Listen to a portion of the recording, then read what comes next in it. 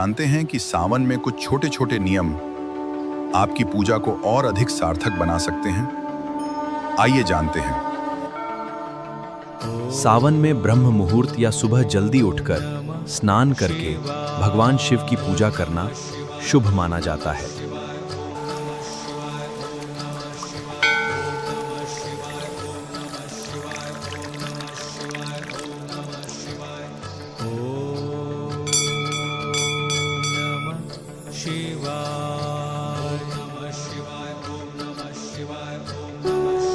महादेव आप सभी पर अपनी कृपा बनाए रखें।